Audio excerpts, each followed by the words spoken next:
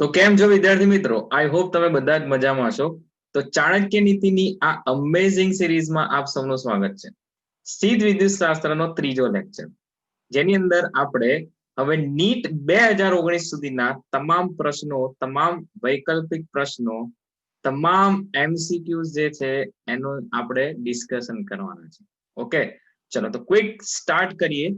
ચલો, તો સૌથી પહેલો પ્રશ્ન જે છે એ નીટ 2013 પૂછાઈ ગયેલો પ્રશ્ન. આપણે વાત કરી રહ્યા છે વિદ્યુત ભારો અને વિદ્યુત ક્ષેત્રો વિશે.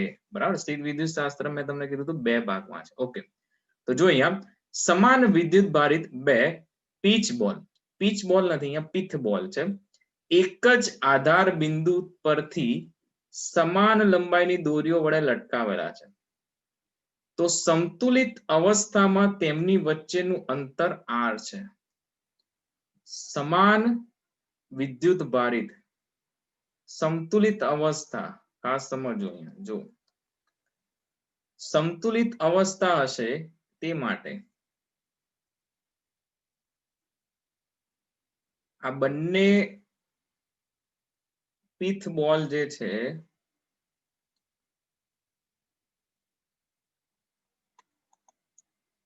એમની વચ્ચેનું અંતર જે છે r છે. કેટલું અંતર છે? r છે. હવે સંતુલિત અવસ્થા, યસ, સંતુલિત અવસ્થા માની લો કે બેટા આની પરનો વિદ્યુત ભાર q સમાન વિદ્યુત ભાર અને આની પરનો વિદ્યુત ભાર q છે. તો બંને વચ્ચે જે છે અપાકર્ષી બળ હશે. તો એ અપાકર્ષી બળ જે છે એ અપાકર્ષી બળ આપણે પર્ટિક્યુલર આ વિદ્યુત ભારની વાત કરીએ તો આની પર લાગતું અપાકર્ષી બળ એ kq² બાય r², આ દિશામાં, અને દોરી તમે આ દિશામાં બાંધેલી છે આધાર બિંદુ પર, તો એનું તણાવ બળ જે છે એ તણાવ બળ માની લો કે બેટા અહીંયા ખૂણો જે છે ને એ થીટા છે. તો તણાવ બળ ના બે ઘટક થશે. એક આ ઘટક જે છે એ t cos થીટા અને આ ઘટક જે છે એ t sin થીટા થશે. બરાબર છે. અને આનું વજન બળ, આનું જે વજન બળ છે ને એ વજન બળ mg આમ થશે. તો સંતુલિત અવસ્થામાં, બરાબર, સંતુલિત અવસ્થામાં બે ઘટકો થશે. જો પહેલું સમીકરણ t cos થીટા, આ સંતુલિત અવસ્થા પર વજન આપીએ તો t cos થીટા એ mg ને સમતોલે. જો t cos mg ને સમતોલે, અને t sin થીટા કે q² બાય r² ને સમતોલે. આ બંનેનો ગુણોત્તર લઈએ બેટા, sin બાય cos એટલે શું થશે? tan theta. તો tan થીટા બરાબર મને મળે kq² બાય r² mg. પરંતુ અહીંયા એક ત્રિકોણ છે, જો આ OP અને આને નામ આપીએ q, પણ OPP' કહી દે, પાછો q વિદ્યુત ભાર છે, કન્ફ્યુઝન થશે. જો OPP', ત્રિકોણ OPP' માં tan થીટા બરાબર શું થશે? જો આટલું અડધું r/2 હોય અને આટલું અંતર જે છે ને એ y છે. તો tan થીટા બરાબર શું થશે? r/2y થાય, સામેની બાજુ ભાગ્યા પાસેની બાજુ. બરાબર, તો આ આપણું સમીકરણ નંબર 2. સમીકરણ નંબર 1 બંનેને સરખાઈ દેવાના. તો સમીકરણ નંબર 1 અને 2 પરથી આ બીજી આકૃતિ એની વાત કરીએ એ પહેલા હું એક સમીકરણ લખી નાખું અહીંયા. જો સમીકરણ નંબર 1 અને 2 પરથી બંનેને સરખાઈ દો. તો tan થીટા બરાબર આ બાજુ kq² બાય r² mg અને અહીંયા શું મળશે? r/2y. ચલો હવે સાદુરૂપ આપતા જઈએ. તો અહીંયા શું થશે? જો આ બાજુ જે છે એ kq² by mg as it is, બરાબર, અને 2y જે છે ને અહીંયા ગુણી નાખો, 2y આ રીતે, બરાબર r³ થશે. તેનો મતલબ r³ બરાબર, જો બે અચળ, k અચળ, q² અચળ, mg અચળ, ખાલી જે છે એ y બદલાઈ શકે. બરાબર, તો r³ ચલે y, ઇન શોર્ટ અચળાંક મૂકો તો બંને બાજુ ઘનમૂળ લેતા r બરાબર અચળાંક k into y raise to 1/3 સમીકરણ નંબર 3 બરાબર. જો તો હવે તમને શું કીધું છે કે બંને દોરીઓને તેની અડધી ઊંચાઈએ દ્રઢ રીતે બાંધી દેવામાં આવે તો હવેની સંતુલિત અવસ્થામાં બંને બોલ વચ્ચેનું અંતર કેવું હશે. પહેલા આપણે જે છે પહેલી સંતુલિત અવસ્થાની વાત કરી, હવે બીજી સંતુલિત અવસ્થા. એની અંદર હવે દોરી જે છે ઓ બિંદુથી ખસેડીને ઓ ડેશ પર બાંધીએ છે અને આ ખૂણો થીટા ડેશ થઈ જશે. બરાબર. અને અંતર જે છે આર ડેશ થશે. જો અહીંયા બતાવીએ કે હવેનું આધાર બિંદુ આ જે છે ઓ ડેશ, અહીંયા થીટા ડેશ અને આર ડેશ. બરાબર. આપણે એક સંબંધ મેળવ્યો છે. હવે આખી વસ્તુ એની જ થશે. બીજી આકૃતિ માટે સંતુલિત અવસ્થાનું સૂત્ર મેળવો. ખાલી આર ની જગ્યાએ આર ડેશ અને વાય ની જગ્યાએ વાય ડેશ જે y/2 છે, બસ આટલું બદલાય. તો ફરીવાર ગણવાની આ બધી વાત જે કરીએ ફરીવાર ગણવાની જરૂર નથી. બરાબર, સમજો તમે આ વસ્તુને. તો સમીકરણ નંબર 3 પરથી આકૃતિ બી માટે r ડેશ બરાબર k into y dash raise to 1/3 જેને સમીકરણ નંબર 4 આપી દો. શું કહી દે સમીકરણ નંબર 4. ચલો તો 3 અને 4 નો ગુણોત્તર લેવાનો. મારે બેટા r ડેશ જ શોધવાનો છે. આપણે r ડેશ કેટલું હશે? નવું અંતર. એટલે તમને એવું કીધું કે અહીંયા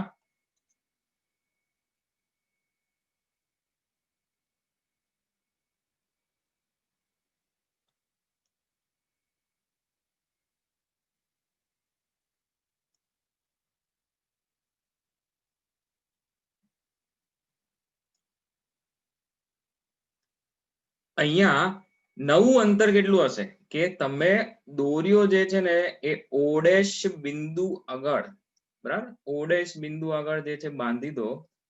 તો હવે જે અસરકારક અંતર હતું ને આર ડેશ એ કેટલું હશે? તો સમીકરણ નંબર 3 અને 4 નો ગુણોત્તર લઈ લો બેટા.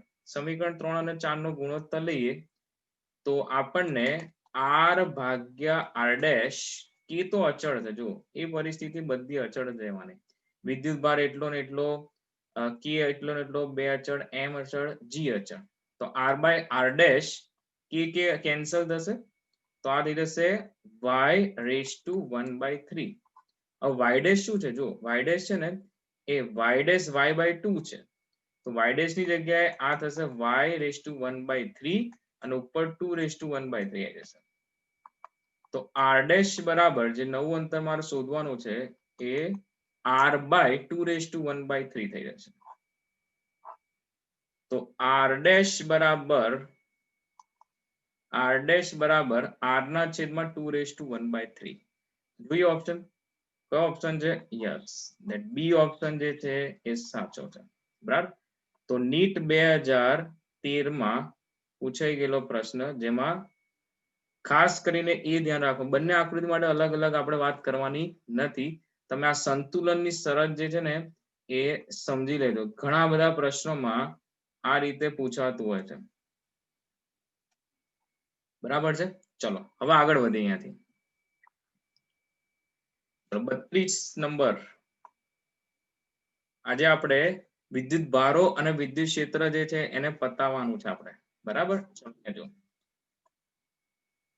તો એક ચોક્કસ વિસ્તારમાં વિદ્યુત ક્ષેત્ર જે છે E બરાબર AR છે. બરાબર છે. હવે તે ત્રિજ્યા દિશામાં, એટલે ત્રિજ્યા વર્તી દિશામાં બહાર તરફ છે. ચોક્કસ વિદ્યુત ક્ષેત્ર જે છે E બરાબર AR છે. એ ત્રિજ્યાના ગોળાના કેન્દ્ર પર રહેલો વિદ્યુત ભાર. હવે સમજો કે આપણી પાસે એક ગોળો છે. બરાબર, મારી પાસે ગોળો છે.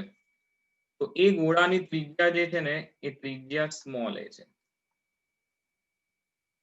વિદ્યુત ક્ષેત્ર જે છે વિદ્યુત ક્ષેત્ર ત્રિજ્યાવર્તી બહારની દિશામાં છે. ચલો બતાવી દઈએ બહારની દિશામાં. બરાબર છે. હવે સમજતા રહેજો કે તમને ગોળાના કેન્દ્ર પરનો વિદ્યુત ભાર પૂછ્યો છે કે અહીંયા વિદ્યુત ભાર કેટલો હશે. માન લો કે ક્યુ વિદ્યુત ભાર છે. બરાબર છે. ક્યુ વિદ્યુત ભાર, સ્મોલ ક્યુ, કેપિટલ ક્યુ, તમારી ઈચ્છા જે ધાર હોય. આ પૃષ્ઠ પરનો ક્ષેત્રફળ સદિશ, ક્ષેત્રફળ સદિશ જે છે એ આ દિશામાં હશે, બહારની દિશામાં, બરાબર. અહીંયા જે પૃષ્ઠ લઈએ તો ક્ષેત્રફળ સદિશ હંમેશા સમતલ લંબ આ રીતે હશે. તો અહીંયા ઈ અને ડીએ વચ્ચેનો ખૂણો કેટલો? તો કે ઈ અને ડીએ વચ્ચેનો જે ખૂણો છે એ ઈ અને ડીએ વચ્ચેનો ખૂણો કેટલો થશે? 0 થશે. તો ગૌસના નિયમ પરથી ફ્લક્સ ફાઈ બરાબર સંકલન EDA બરાબર Q/ε0 થશે, બરાબર. તો EDA બરાબર Q/ε0 થાય તો અહીંયા હું લખીશ, જો E જે છે ને અચળ બાર, સંકલન દેખો EDA એક સ્ટેપ વધારી દઈએ, ચલો એક સ્ટેપ વધારી દઈએ, પૃષ્ઠ સંકલન EDA cos 0 બરાબર Q ના છેદમાં ε0, બરાબર. હવે EDA જે છે ને એ તમને મળશે cos 0 તો 1 થઈ જવાનો.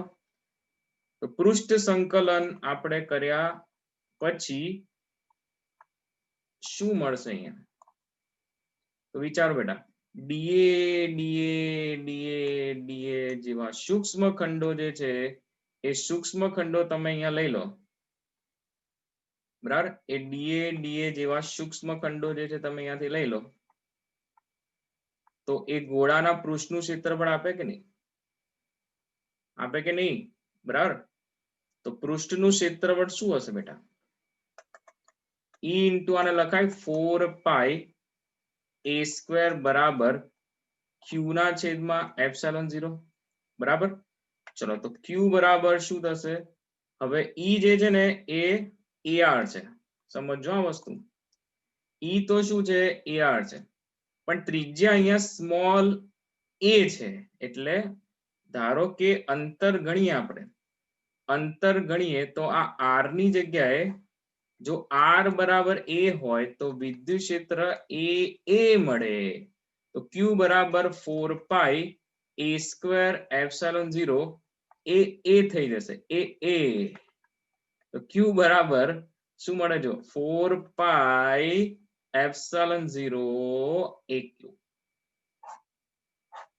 તો વિદ્યુત ભાર જે છે એ વિદ્યુત ભાર અહીંયા સી ઓપ્શન આવશે. કયો ઓપ્શન આવશે? સી ઓપ્શન, બરાબર. તો ખ્યાલ આવ્યો? જો તો એના પછી 33 નંબરનો જોઈએ MCQ. જો સામાન્ય બિંદુએ L લંબાઈની દળ રહિત દોરીઓ સાથે બે આદર્શ વિદ્યુત ભારિત ગોળાઓ લટકાવેલા છે. જો આપણી પાસે L લંબાઈની દળ રહિત દોરીઓ છે, એની સાથે બે આદર્શ વિદ્યુત ભારિત ગોળાઓ લટકાવેલા છે આ રીતે, બે ગોળાઓ છે. O બિંદુ કહી દઈએ. હવે L લંબાઈની દળ રહિત દોરીઓ, આ જે છે L લંબાઈની દોરીઓ છે,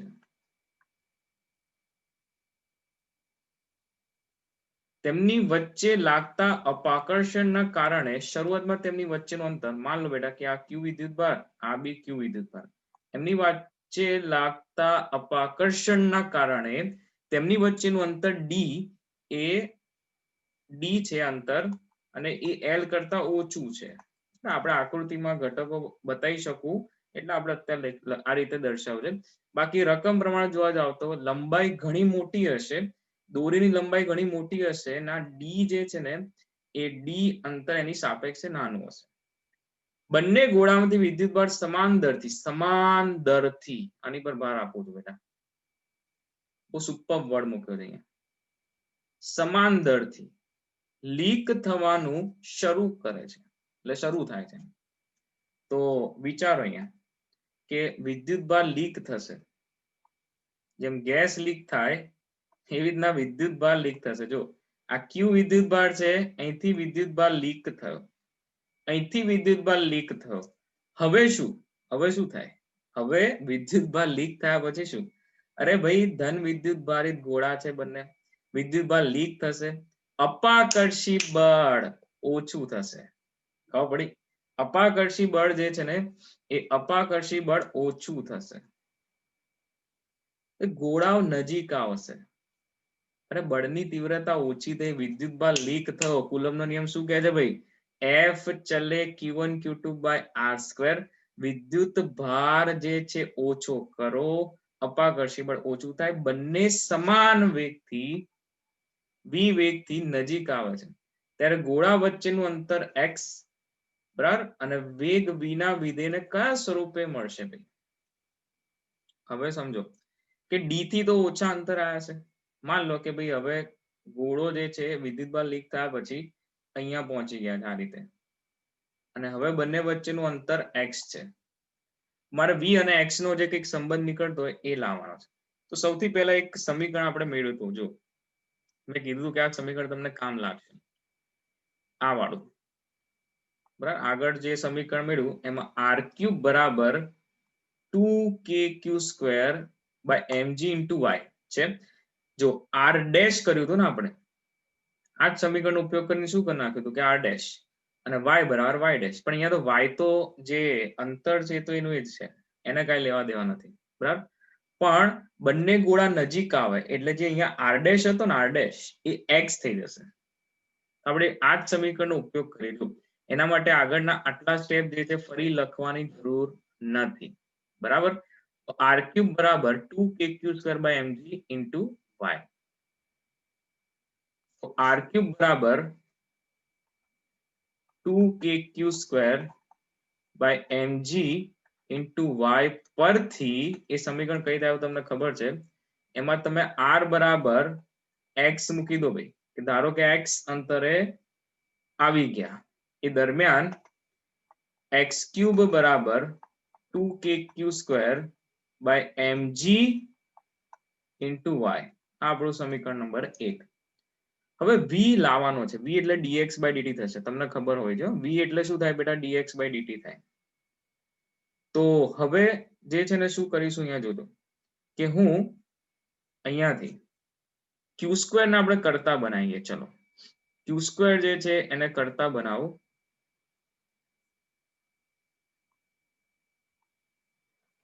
સમીકરણમાં જોતા જાઓ જો કે q² બરાબર mg x³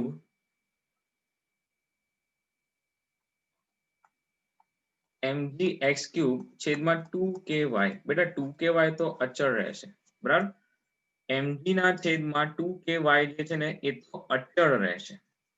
બંને બાજુ સમયની સાપેક્ષે વિકલન કરતા, બંને બાજુ સમયની સાપેક્ષે શું કરવાનું? વિકલન કરતા. અહીંયાથી બંને બાજુ જે છે ને એ આપણે પહેલા શું કરી નાખીએ? વર્ગમૂળ લઈ લઈએ. તો q બરાબર mg ના છેદમાં 2ky અને x ની કેટલી થઈ જશે? 3/2 બરાબર છે. હવે બંને બાજુ સમયની સાપેક્ષે વિકલન કરો તો આ થઈ જશે dq by dt. mg by 2ky અચળ, x ની 3/2 છે એટલે 3/2 આગળ, x ની થઈ જશે 1/2 ઇન્ટુ dx બાય dt. હવે જો dx બાય dt એટલે શું? dx બાય dt એટલે શું બેટા? તો dx બાય dt એટલે વેગ થશે. શું થાય? વેગ થાય. તો dq બાય dt બરાબર mg ના છેદમાં 2ky 3/2 into x raise to 1/2 into v થશે. આ શું થઈ જશે? v થશે. હવે અહીંયા જો કે મેં તમને એક શબ્દ મેં કહ્યું આ સુપર છે, સમાન દરથી લીક થાય છે. સમાન દરથી લીક થવાનું શરૂ થાય એનો મતલબ જે વિદ્યુત ભાર લીક થવાનો સમય દર છે ને એ કેવો હશે? અચળ હશે. કેવો હશે? અચળ હશે. તો બેટા dq બાય dt અચળ. હવે જોજો અહીંયાથી કે આ 3/2 છે ને એ તો અચળ છે જ.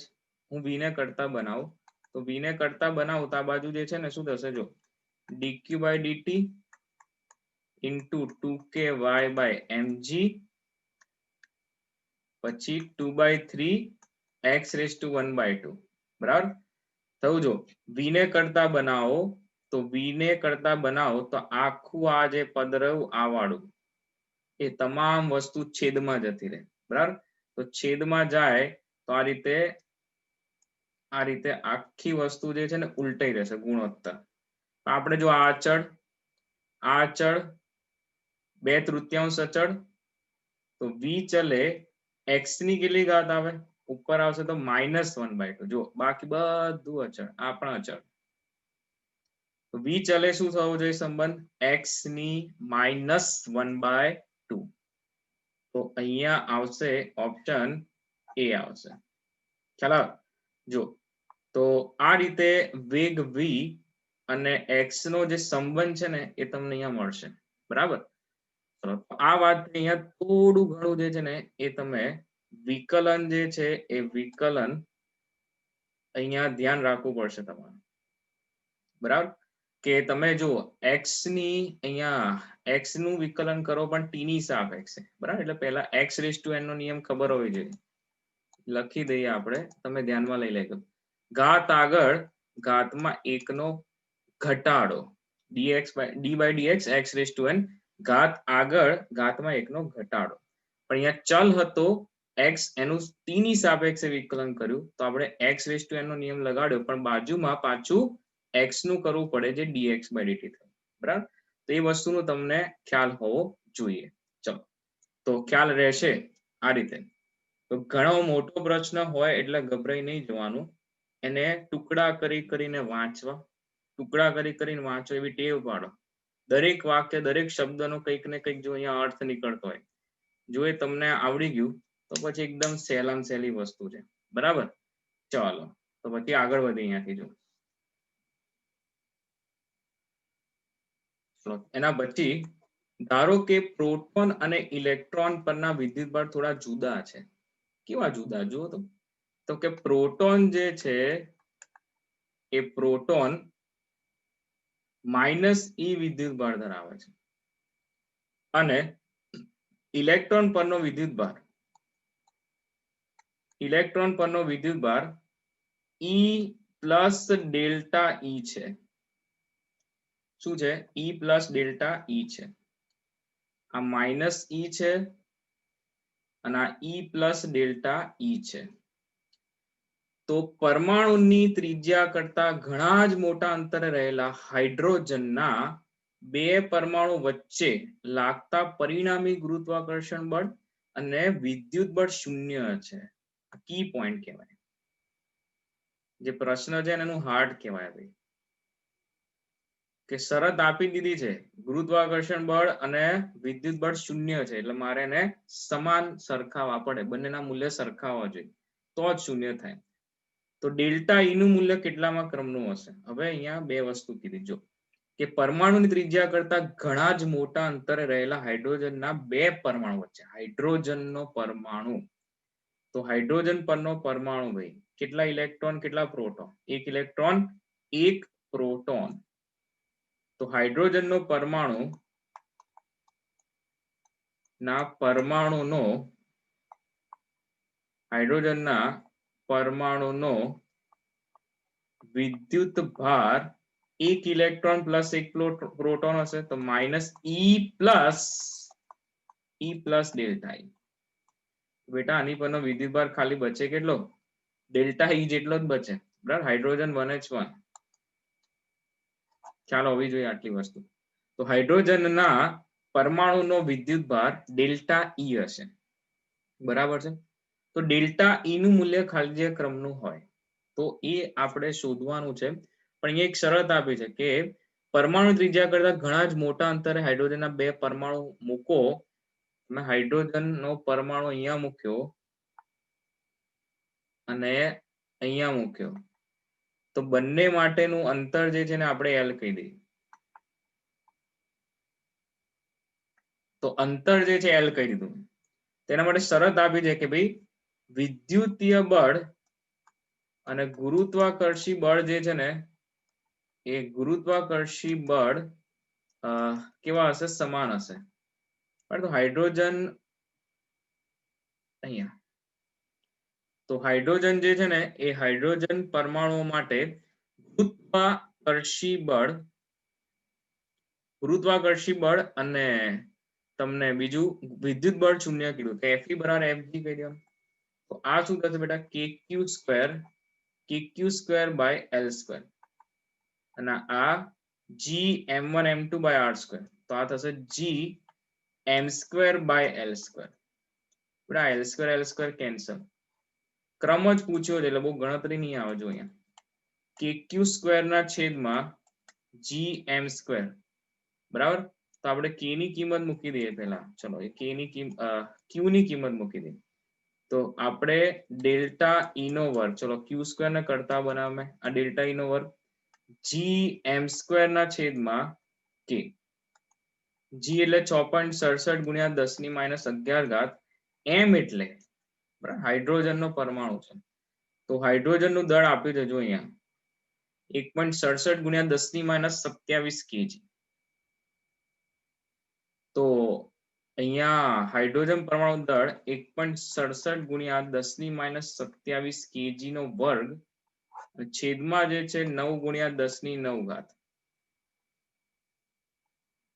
ચલો તો આને ગણતરી આપણે કરવાની જરૂર નથી, ક્રમ જ પૂછ્યો છે. જો આ 10⁻11 10⁻11 10⁻54 ના છેદમાં 10⁹, બરાબર. તો ડેલ્ટા ઈ² બરાબર જે બી કઈ કિંમત મળે 10 ની જે છે ઘાત કેટલી થશે જો અહીંયા 10⁻54 ના 65 થશે, અને -65 10⁻9 ઉપર જાય તો -74 થશે, અને વર્ગમૂળ કાઢો તો ડેલ્ટા ઈ નો જે ક્રમ છે ને એ 10⁻37 કુલમ ની આસપાસ આવશે.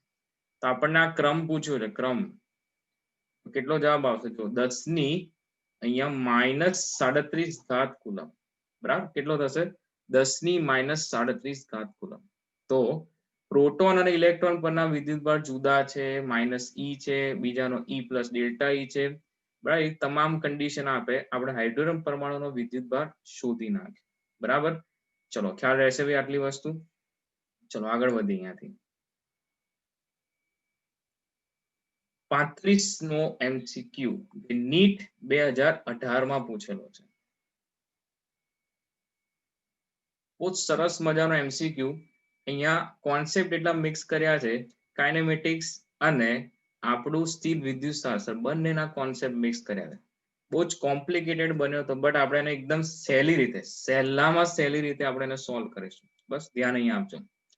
Q જેટલો વિદ્યુતભાર ધરાવતી રમકડાની એક કાર ઘર્ષણ રહિત સમશીલી સપાટી પર વિદ્યુત ક્ષેત્ર E જેટલા વિદ્યુત ક્ષેત્રની અસર હેઠળ ગતિ કરે છે, બરાબર. ચલો તો હવે જો અહીંયા કે આપણી પાસે એક રમકડાની કાર છે ભાઈ, મારી પાસે રમકડાની કાર છે. ચલો કાર સમજી લેવી, બરાબર. આ કાર છે, આની પર Q વિદ્યુત ભાર છે. કાર છે, Q વિદ્યુત ભાર છે, અને વિદ્યુત ક્ષેત્ર પણ છે. बहुत नाइंसाफी है, बराबर. રમકડાની કાર રમવી છે તમારે, પણ અહીંયા વિદ્યુત ક્ષેત્ર છે ને એના લીધે તમારા હાથમાં નહીં રહે. મતલબ શું થશે ભાઈ, આ વિદ્યુત ભાર છે ને એ વિદ્યુત ભારના લીધે આ વિદ્યુત ભારના લીધે વિદ્યુત ક્ષેત્રની અસર હેઠળ આ દિશામાં બળ લાગશે, જે F બરાબર QE જેટલું હશે. QE બરાબર. તો તેના પર અહીંયા કીધું જ છે જો કે E જેટલા વિદ્યુત ક્ષેત્ર અસર હેઠળ તેના પર લાગતા QE જેટલા બળની અસર હેઠળ તેનો વેગ 1 સેકન્ડમાં, નોટ કરવું પડશે બે, 1 સેકન્ડમાં 0 થી વધીને 6 મીટર પર સેકન્ડ જેટલો થાય છે. કી પોઈન્ટ, પ્રશ્નનો કી પોઈન્ટ પકડવાનો જો, તો જ MCQ આવડે. આ જે છે કી પોઈન્ટ કહેવાય. 1 સેકન્ડમાં, બહુ સરસ વાત કરી જો અહીંયા, બરાબર. બાકી એટલું લાંબુ સોલ્યુશન થાય ને, આને એકદમ સહેલી રીતે પતાવીશું જો. 1 સેકન્ડમાં 0 થી વધીને 6 મીટર પર સેકન્ડ જેટલો થાય છે. હવે આ 1 સેકન્ડને અંતે વિદ્યુત ક્ષેત્રની દિશા ઉલટામાં આવે. 1 સેકન્ડમાં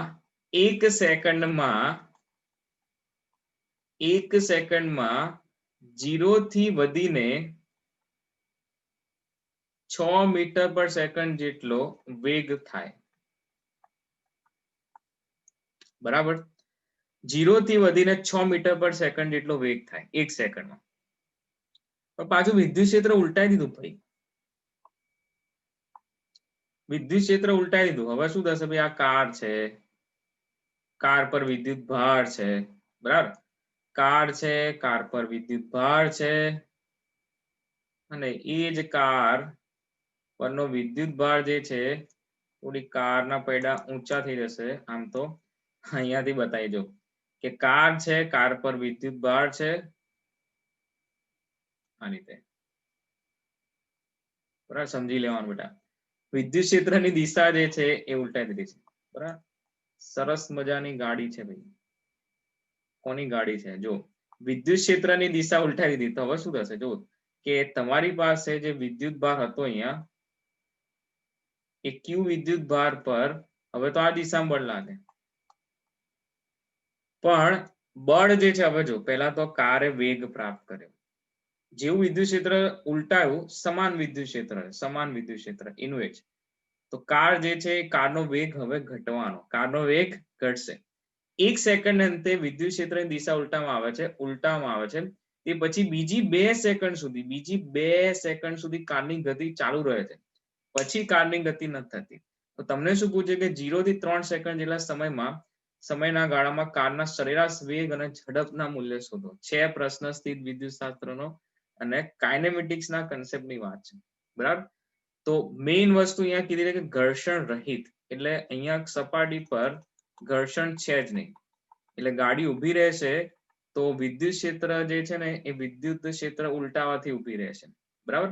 તો ઘર્ષણ બળ 0 ગણવું, એ કન્ડિશન જે છે ને તમને અહીંયા આપી દીધી છે, એ કન્ડિશન જે છે અહીંયા આપી દીધી છે. હવે સમજો કે આ કાઇનેમેટિક્સના સમીકરણથી જરૂર સોલ્વ થાય, પણ આને આપણે આલેખની રીતે સોલ્વ કરીશું. જો તમને ટોટલ 3 સેકન્ડની જર્ની કીધી છે, પહેલી 1 સેકન્ડની જર્નીનો આપણે આલેખ દોરવાની શરૂઆત કરી, બરાબર. કે વેગ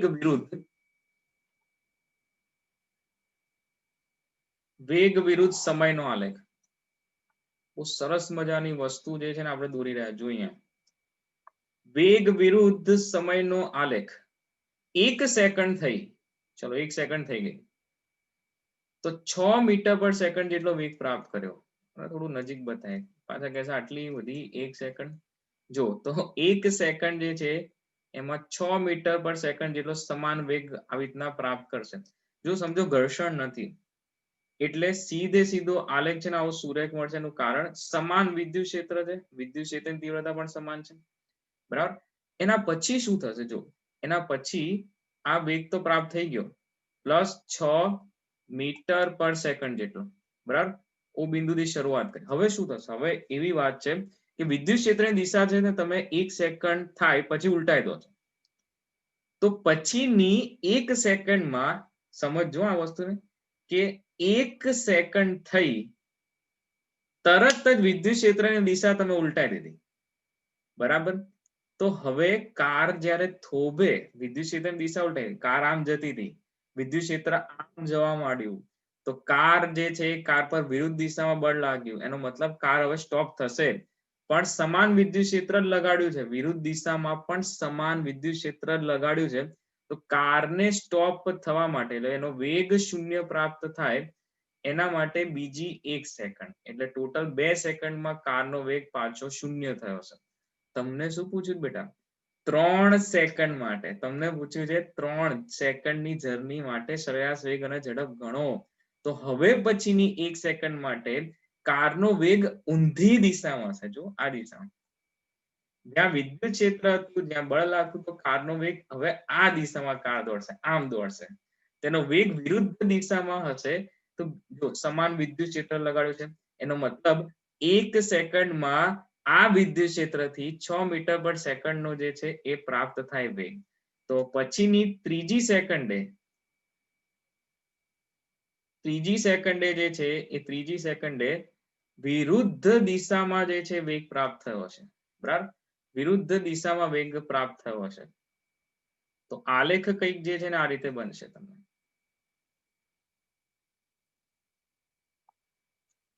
તો આ ત્રીજી સેકન્ડ, આ બીજી સેકન્ડ.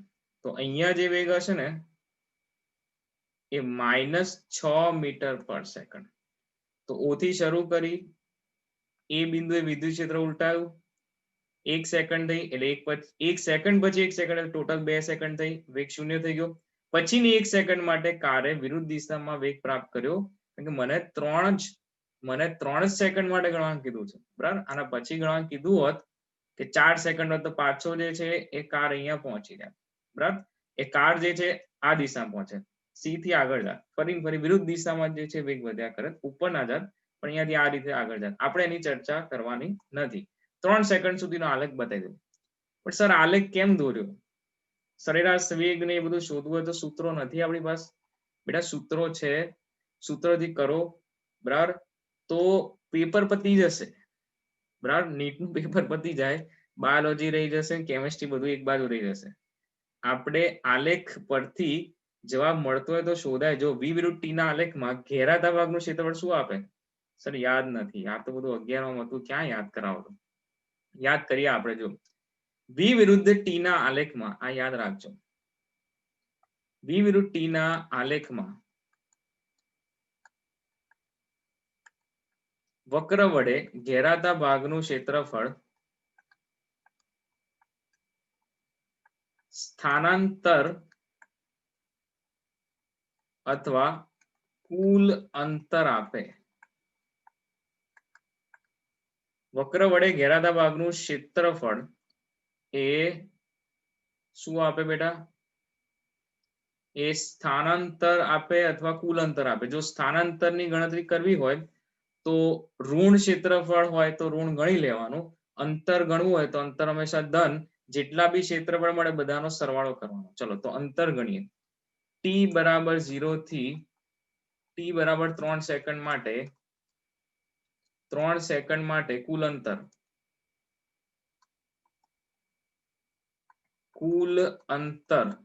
ચલો કુલ અંતર જે છે ને એ કેટલું હશે? પહેલા તો આલેખ જે છે ને એને થોડો રંગીન કરી નાખીએ. ચલો પહેલા આનું ક્ષેત્રફળ, આ વિભાગનું ક્ષેત્રફળ, ચલો કેટલું હશે ભાઈ? આ ત્રિકોણનું ક્ષેત્રફળ 1/2 પાયો ગુણ્યા વેધ, બરાબર. તો 1/2 પાયો ગુણ્યા વેધ કરશો ને તો આ પાયો થશે 1 અને વેધ થશે 6, એટલે કેટલું થાય? 3 જ થશે. જોઈએ કેટલું થશે? 3 થશે ને બેટા. આવું થાય. જો 1/2 પછી આ a ડેશ કહી દે, OA ડેશ, અને આ a થી a ડેશ, તો 1/2 OA છે ને, OA એટલે 1 થાય, a ડેશ એટલે 6 થાય, તો આ 3 મીટર. તો કુલ અંતર પહેલા ભાગનું જે છે 3 મીટર. એકદમ બીજા આલેખનું પણ ગણશો ને તો બીજા ભાગનું પણ આ ગણશો તો તમને 3 મીટર મળશે. આ ભાગ જે છે ને એમાં પણ 3 મીટર મળશે તમને, બરાબર. તો આ ભાગનું પણ અહીંયા આ જે છે એ પણ તમને કેટલું મળશે? 3 મીટર. ચલો એના પછી ત્રીજો ત્રિકોણ નીચે દેખાતો હશે તમને, બરાબર. તો ચલો એને માર્ક કરતા જઈએ. આ વાળો ભાગ દેખાયો?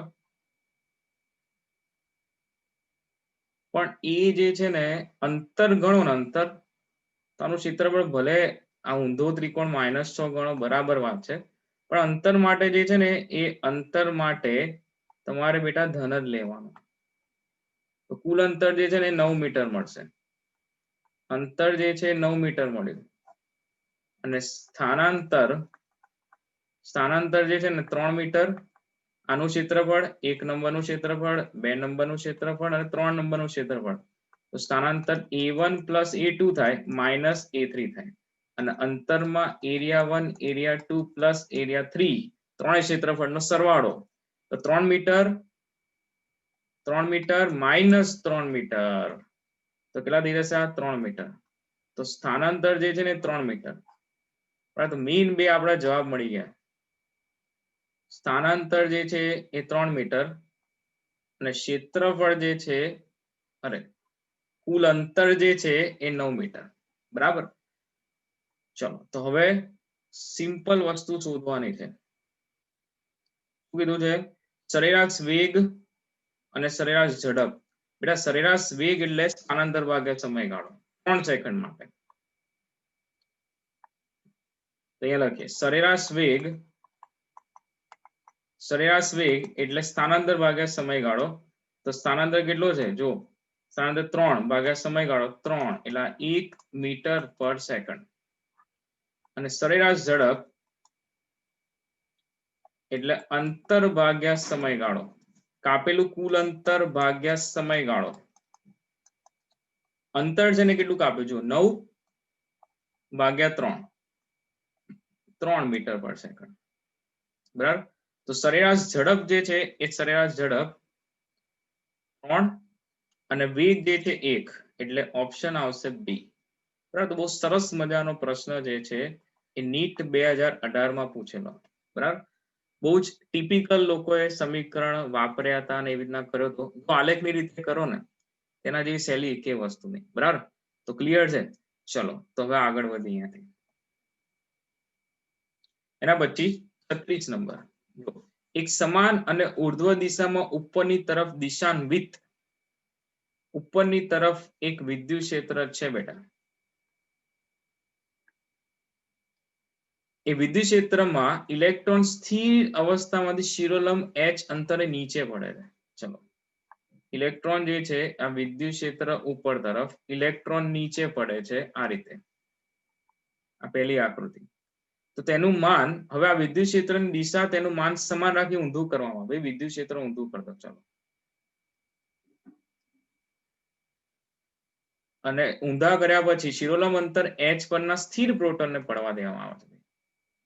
ચલો પ્રોટોનને પડવા દઈએ. વિદ્યુત ક્ષેત્ર ઊંધું કરીને આ બીજી આકૃતિ. તો ઇલેક્ટ્રોન પર વિદ્યુત ક્ષેત્રની જો પડશે આ દિશામાં h અંતરથી બંને, વિદ્યુત ક્ષેત્રની વિરુદ્ધ દિશામાં બળ લાગે તો ભાઈ ઇલેક્ટ્રોન જો વિદ્યુત ક્ષેત્ર ઉપર હોય, ઇલેક્ટ્રોન પર બળ નીચે લાગે તો ઇલેક્ટ્રોન આવે તો નીચે જ. ઇલેક્ટ્રોન પર લાગતું બળ -QE હોય છે તો નીચે, તો ઇલેક્ટ્રોન તો નીચે જ પડવાનો. ખબર પડી? ચલો એના પછી પ્રોટોનની વાત કરો. પ્રોટોનની વાત કરીએ તો પ્રોટોન પર વિદ્યુત ક્ષેત્ર ઊંધું કરી નાખ્યું ભાઈ. તો વિદ્યુત ક્ષેત્ર ઊંધું કરો તો પ્રોટોન ધન વિદ્યુત ભાર. પ્રોટોન પર લાગતું બળ વિદ્યુત ક્ષેત્રની દિશામાં નીચે તરફ બળ લાગે. ઇન શોર્ટ ઇલેક્ટ્રોન પ્રોટોન બંને h અંતરેથી ઉપરથી નીચે પડે. બંનેના v0 પ્રારંભિક વેગ 0 છે. બરાબર. તો પડવા દેવામાં આવે છે. પ્રોટોનને પડતા લાગતા સમયની સરખામણીમાં ઇલેક્ટ્રોનને પડતા લાગતો સમય કેટલો હશે? સમયની વાત કરીએ તો કાઇનેમેટિક્સનું એક જ સમીકરણ યાદ આવે. x = v0t + ½ at². સંજ્ઞા પદ્ધતિ x ની અને g ની મૂકો. બરાબર. ડિટેલમાં ન જવું. જ્યારે કાઇનેમેટિક્સનું ચેપ્ટર લઈશ ત્યારે સંજ્ઞા પદ્ધતિ શીખવાડીશ. તો h = v0 0 અને આથી રહેશે ½ gt². બરાબર. ½ gt². હવે અહીંયા સમજો કે ½ gt² આપણે લખીએ છીએ. ચલો પહેલા હું લખું પછી કેન્સલ કરું. ત્યારે વિદ્યુત ક્ષેત્ર નથી ત્યારે આપણે 11 માં એવું લખતા હતા. હવે વિદ્યુત ક્ષેત્ર છે, અત્યારે મુક્ત પતન કરે છે આ બંને ઇલેક્ટ્રોન અને પ્રોટોન. ઇલેક્ટ્રોન અને પ્રોટોન બંને મુક્ત પતન કરે, પણ બેટા અહીંયા વિદ્યુત ક્ષેત્ર છે તો g નહીં લખાય. વિદ્યુત ક્ષેત્રમાં એનો પ્રવેગ હાફ, અહીંયા a ની જગ્યાએ શું હશે? QE/m. વિદ્યુત ક્ષેત્રમાં પ્રવેગ જે છે ને F = ma, F = QE = ma. તો a = QE/m થઈ જાય. આટલું તો ખબર હોવી જ જોઈએ બેટા. તો અહીંયા h = ½ QE/m × t². તો બેટા જુઓ t² હું બધું છે ને અચળ ગણ લઉં. જો h સરખા છે બંને માટે, h આપણને સમાન કીધા છે, હાફ અચળ, q વિદ્યુત ભારનું જે છે મૂલ્ય અચળ. બરાબર. બંને પરના વિદ્યુત ભાર સરખા મૂલ્યમાં, E સમાન છે. દળ જે છે ને દળ એ અલગ હશે. ખાલી દળ અલગ નીકળશે. આ દળ અલગ હશે. તો t² નો સીધો જે છે ને એ t² ચલે m લખી શકાય અથવા m ચલે t². બંનેમાંથી કોઈ બી એક સંબંધ સાચો. તો પ્રોટોનને પડતા લાગતા સમયની સરખામણીમાં ઇલેક્ટ્રોનને પડતા લાગતો સમય કેવો? ભાઈ ઇલેક્ટ્રોનનું દળ જે છે ને એ 9.1 × 10⁻31 kg અને પ્રોટોનનું દળ જે છે ને 1.66 × ઘણી જગ્યાએ 1.67 પણ લખીએ, પણ અહીંયા 1.66 ને આપણે જવા દઈએ. અહીંયા ઘાત જુઓ, 10⁻27 ને 10⁻31 ઘાત કહીએ છીએ, બરાબર.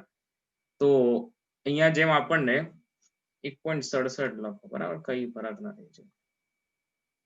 10⁻27 આપણે આ જોવા છે, મારે ઘાત જોવી છે. 10⁻31 અને 10⁻27 દેખાય ફરક? દેખાય ને? કોનું દળ ઓછું છે ભાઈ? ઇલેક્ટ્રોન છે ને, ઇલેક્ટ્રોન દળ પ્રોટોન કરતા ઘણું ઓછું કહેવાય. તો m ચલે t² છે, જેનું દળ ઓછું હશે એને સમય ઓછો લાગશે. તો પ્રોટોનને પડતા લાગતા સમયની સરખામણીમાં ઇલેક્ટ્રોનને પડતા લાગતો સમય સરખો હશે? ના, ઓછો હશે. હા, ઓછો હશે. બી ઓપ્શન આવશે. મોટો હોય તો હોય જ નહીં, મોટા તો એ ઓપ્શન તો કેન્સલ જ કરી નાખો ભાઈ, બરાબર. તો ઓપ્શન જે છે બી આવશે. શું હશે? ઓછો હશે. બરાબર છે. ચલો, તો નીટ 2018 માં પૂછેલો પ્રશ્ન. એના પછી આગળ જઈએ. જો 37 નંબર, લેમ્બડા કુલમ પર મીટર અને માઇનસ લેમ્બડા કુલમ પર મીટરના બે સમાંતર અનંત રેખીય વિદ્યુત ભારો કે વિદ્યુતભાર વિતરણો કે જે રેખીય વીજભાર ઘનતા ધરાવે છે તેઓને મુક્ત અવકાશમાં એકબીજાની 2r અંતરે મૂકેલા છે. બરાબર. કેટલા અંતરે મૂકેલા છે? 2r અંતરે.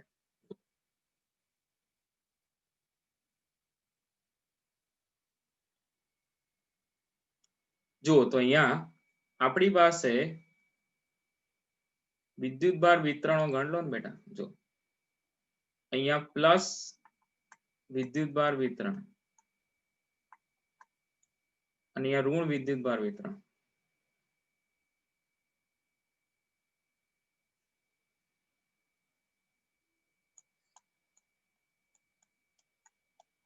બરાબર. કે લેમ્બડા કુલમ પર મીટર અને માઇનસ લેમ્બડા પર કુલમના બે સમાંતર અનંત રેખીય વિદ્યુતભારો. બરાબર. રેખીય વિદ્યુતભારો છે, તો આપણે રેખીય વિદ્યુતભારો દોરીએ.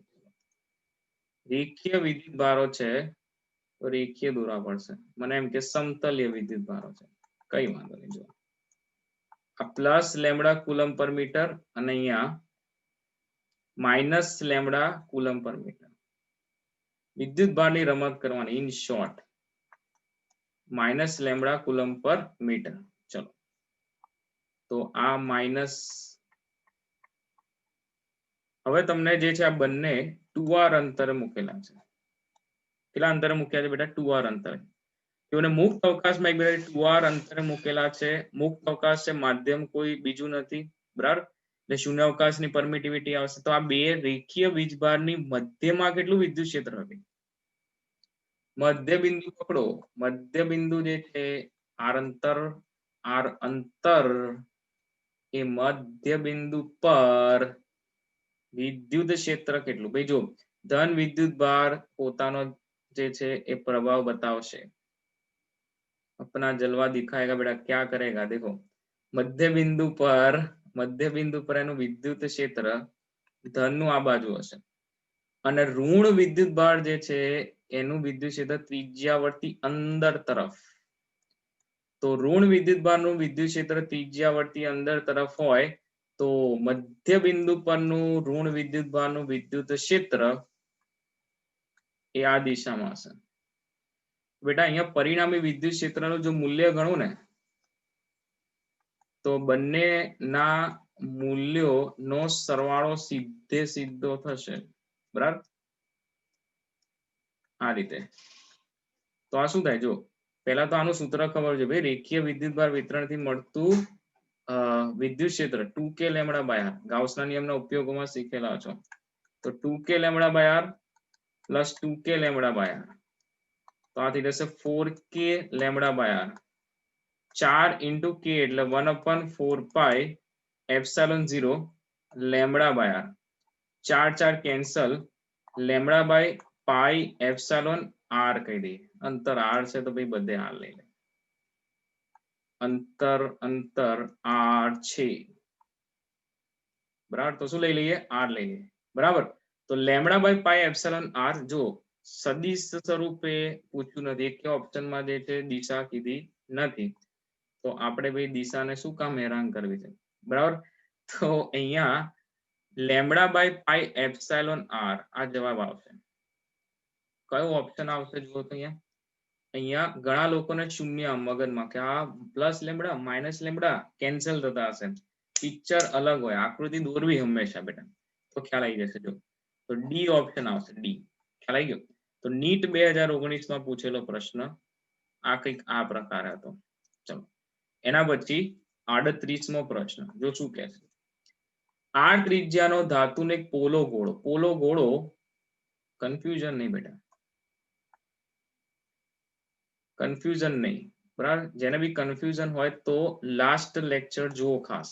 એમાં અવાહક ગોળો અને સુવાહક ગોળા એની બંનેની વાત આપણે કરેલી છે. ત્યાં પોલો ગોળો એટલે કવચ,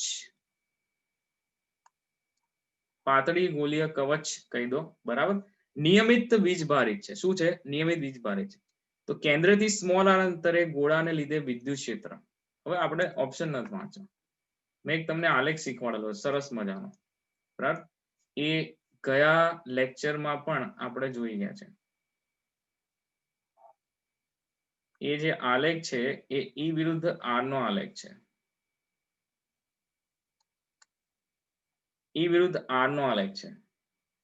હવે અહીંયાથી ભાઈ એક બિંદુ હશે આ આર લેસ ધેન આર, એક હશે આર ગ્રેટર ધેન આર અને એક હશે આર બરાબર આર, હે ને બરાબર છે.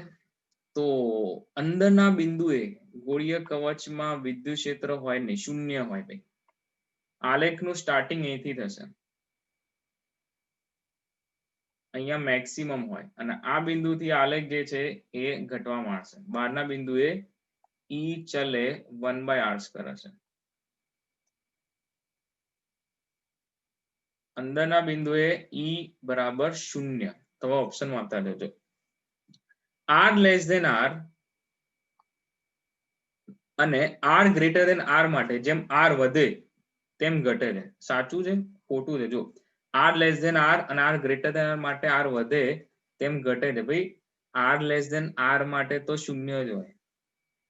ચલો પછી B option, r less than r અને આર ગ્રેટર ધેન માટે આર જેમ વધે છે ને તેમ વધે છે. ફરી આર લેસ ધેન આર માટે તો 0 છે બરાબર. હવે આર લેસ ધેન આર માટે જેમ આર વધે તેમ 0 છે, જેમ વધે તેમ 0 છે. જો 0 આ 0 આર લેસ ધેન આર માટે આર વધ્યો પણ એ તો 0 જ છે વિદ્યુત ક્ષેત્ર. પરંતુ આર ગ્રેટર ધેન આર માટે આર વધે, આર વધ્યો, આર જે છે વધ્યો તેમ ઘટે છે બરાબર. તો આ કંઈક પ્રોપર સેટ થાય. જો 0 છે આર લેસ ધેન આર માટે અને આર ગ્રેટર ધેન આર માટે આર વધ્યો તેમ ઘટે છે બરાબર. તો ઈ ચલે શું હોય? બહારના બિંદુ માટે 1/r² હોય. તો સી જે છે તમારો સાચો જવાબ દેખાય છે અહીંયા બરાબર. એવું હોય તો ડી વાંચો. જો આર લેસ ધેન આર માટે જેમ આર વધે તેમ 0 છે. હા આટલું સાચું છે ભાઈ. પણ આર ગ્રેટર ધેન આર માટે આર વધે તેમ વધે તો ભાઈ આલેખ આમ ઉપર જવો જોઈએ બરાબર. એવું થાય નહીં. તો ડી ઓપ્શન પણ ખોટો છે. તો પહેલા તમારું જે નોલેજ હોય ને એ તમારે પહેલા સમજી લેવું કે ભાઈ આવું કંઈક હતું, પછી ઓપ્શન જે છે વાંચવા બરાબર. ખ્યાલ આવી ગયો? ચલો એના પછી 39 નંબરનો પ્રશ્ન અને આજના સેશનનો આ છેલ્લો MCQ. અને આજે આપણું આ સ્થિર વિદ્યુત શાસ્ત્રનું ચેપ્ટર વિદ્યુત ભારો અને વિદ્યુત ક્ષેત્ર જે છે એ કવર થઈ ગયું. તો નીટ 2019 માં પૂછેલો આ એક પ્રશ્ન જો ક્રમિક શું કીધું છે? જો ક્રમિક +q અને -q વિદ્યુતભાર ધરાવતા બે બિંદુવત વીજભારો A અને B ને એકબીજાથી નિયત અંતર પર અલગ રાખેલા છે. ચલો મારી પાસે A વિદ્યુતભાર જેનો વિદ્યુતભાર જે છે ને બિંદુવત વિદ્યુતભાર A જેનો વિદ્યુતભાર +q અને બીજો વિદ્યુતભાર -q જેને આપણે B કહીએ. નિયત અંતર માન લો કે બેટા r અંતરે રાખ્યા છે. કેટલા અંતરે રાખ્યા છે? r અંતર. ઓકે. તેમની વચ્ચે લાગતું બળ ધારો કે F હોય તો કુલમના નિયમ પરથી આ મળશે -kq² બાય આર સ્ક્વેર, જેને આપણે કહીશું સમીકરણ નંબર 1. તો એ અને બી ને એકબીજાથી નિયત અંતર પર અલગ રાખેલા છે કે જેથી તેમની વચ્ચે લાગતું બળ એફ છે. જો એ નો 25% વીજભાર બી પર ટ્રાન્સફર કરવામાં આવે તો વીજભારો વચ્ચેનું બળ કેટલું થશે? ભાઈ એ નો વિદ્યુતભાર 25% બી પર ટ્રાન્સફર કરો તો ભાઈ એ નો વિદ્યુતભાર છે કેટલો? તો કે એ નો વિદ્યુતભાર છે ને ક્યુ છે. હવે વિચારો કે એ પરનો નવો વિદ્યુતભાર ક્યુ એ ડેશ 25% ટ્રાન્સફર કરીએ, એ પરથી 25% કાઢી નાખો તો ક્યુ માંથી પ્લસ ક્યુ માંથી એના 25% કાઢો એટલે 0.25 ક્યુ કાઢવાની વાત છે. એટલે 25% એટલે 25/100, ક્યુ ના 25/100 એટલે 0.25 ક્યુ ખબર હોવી જોઈએ આટલી વસ્તુ. તો 0.75 ક્યુ એટલે આને હું લખીશ 3/4 ક્યુ. બી પરનો નવો વિદ્યુતભાર, બી પરનો નવો વિદ્યુતભાર ક્યુબી ડેશ બેટા માઇનસ ક્યુ માં 0.25 ક્યુ ઉમેરી દેવાના. ખબર પડી? 25% આમથી આમ. આ વિદ્યુતભારો જે છે વ્યાજ જેવી સ્કીમ પ્રમાણે અહીંથી 25% સીધા અહીંયા 25% હેરાફેરી થઈ બાબુરાવ જે. તો અહીંયા 25% એ માંથી નીકળ્યા તો એ નો ધન વિદ્યુતભાર ઘટે અને બી માં 25% ધન વિદ્યુતભાર એડ થયો તો બી નો ઋણ વિદ્યુતભાર પણ ઘટે. એટલો થશે જો માઇનસ ક્યુ પ્લસ 0.25 ક્યુ તો બેટા આ પણ 0.75 ક્યુ થાય પણ માઇનસ થશે તો આ થઈ જશે -3/4 ક્યુ થઈ જશે. હવે આપણે અહીંયા નવું બળ કેટલું હશે કહી દે. ચલો નવું બળ, ભાઈ નવું બળ અને એફ ડેશ કહીએ. ચલો ને ભાઈ એફ ડેશ નામ આપીએ. કે ક્યુએ ડેશ અંતર એનું એ જ રાખે ક્યુબી ડેશ ના છેદમાં આર સ્ક્વેર. અંતર જે છે એ અંતર એનું એ જ રાખ્યો છે. માટે એફ ડેશ બરાબર કે as it is QA dash નો મતલબ શું થાય? 3/4 ક્યુ માઇનસ 3/4 ક્યુ ના છેદમાં આર સ્ક્વેર. તો બોલો બેટા એફ ડેશ બરાબર આ શું થશે? જો આ થઈ જશે -kq² ઇન્ટુ 9/16. હવે જોવા જેવી વાત kq²/r² જે છે ને એ તો આપણે સમીકરણ નંબર 1 માં આપ્યું જ છે. શું નામ આપ્યું જોઈએ ને? શું નામ આપ્યું છે? સમીકરણ નંબર 1 -kq/r². ચલો -kq/r². આખું લઈ લઈએ, આખું બતાવી દો ભાઈ. એને એફ કીધું છે તો એફ ડેશ બરાબર 9f/16. તો એફ ડેશ બરાબર શું થશે? 9f/16. તો આ આપણો જવાબ બેટા 9f/16. તો ઓપ્શન આવશે યસ સી ઓપ્શન આવશે. શું આવશે? C option. તો જુઓ પહેલા આપણે જે છે એ મૂળ સમીકરણ આપી દેવાનું. જ્યારે આ પ્રકારનો પ્રશ્ન હોય વિદ્યુતભાર આમથી આમ ગયો, વિદ્યુતભાર બંને સંપર્કમાં લાગ્યા ગોળાઓને, તો પહેલું જે મૂળભૂત સમીકરણ હોય ને એ તો લખી દે. પછી બળ કેટલામાં ભાગનું થાય ને એ તમને ખ્યાલ આવી જશે. બરાબર? તો આ થઈ વાત ટોટલ વિદ્યુતભારો અને વિદ્યુત ક્ષેત્રો વિશે ડિટેલમાં. આજનો આપણો સેશન જે છે અહીંયા આપણે એન્ડ કરીએ છીએ. બરાબર? સ્થિત વિદ્યુત શાસ્ત્રમાં પહેલો પડાવ આપણો ક્લિયર. વિદ્યુતભારો અને વિદ્યુત ક્ષેત્રના નીટ 2019 સુધીના બરાબર આપણે સીબીએસઈ, પીએમટી, એઆઈપીએમટી થી લઈને તમામ એક્ઝામોના છેલ્લે નીટના 2019 સુધીના જે પ્રશ્નો છે તમામ પ્રશ્નો આપણે ક્લિયર કર્યા. આના પછી આપણે સ્થિત વિદ્યુત સ્થિતિમાન અને કેપેસિટન્સ પર જઈશું. બરાબર છે? તો મળીએ નવા વિડિયો લેક્ચરમાં. આઈ હોપ કે તમને જે છે આ તમામ MCQ માં ડિટેલમાં મેં જે સમજાય એ તમને ખબર પડી હશે. બરાબર છે? તો મળીએ આવતા વિડિયો લેક્ચરમાં. Till then take care.